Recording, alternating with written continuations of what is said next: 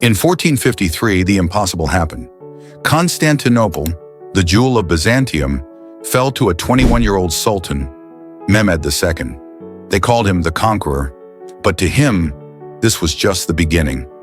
When news of Constantinople's fall reached Europe, a wave of fear swept through the continent. The Grand Turk, and as they called Mehmed, had broken the unbreakable. The Pope demanded a crusade.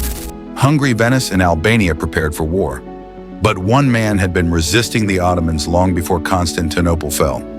Skanderbeg. A former Ottoman commander turned freedom fighter, he united Albanian tribes and fought a guerrilla war for over 20 years. Mehmed launched multiple campaigns into Albania, but the terrain, the defiant people, and Skanderbeg's tactics turned every advance into a costly retreat.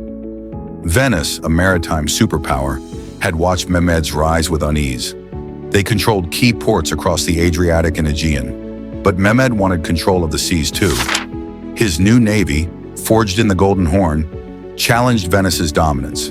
Battles raged across the Mediterranean. Fortresses like Inos and Negroponte fell. Trade routes choked. Venice was bleeding silver and soldiers.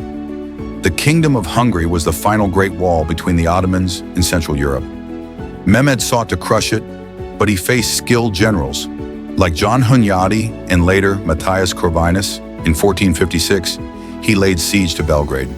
But a united Christian force led by Hunyadi and the fiery monk John of Capistrano repelled the Ottomans. It was one of Mehmed's rare defeats. Mehmed wasn't just a conqueror, he was a builder. He transformed Constantinople into the Ottoman capital. He built mosques, schools, and palaces. But war was never far away. From the Balkans to the Black Sea, the Grand Turk's wrath swept across Europe. He dreamed of a united empire stretching from Arabia to Vienna. By the time of his death in 1481, Mehmed had doubled the size of his empire. He crushed enemies, forged alliances, and challenged the very order of Europe. But his wrath also shaped legends, like Skanderbeg, who resisted until death, and cities like Venice and Belgrade, who stood defiant in history's most brutal clashes. The Grand Turk did not just conquer lands, he conquered fear.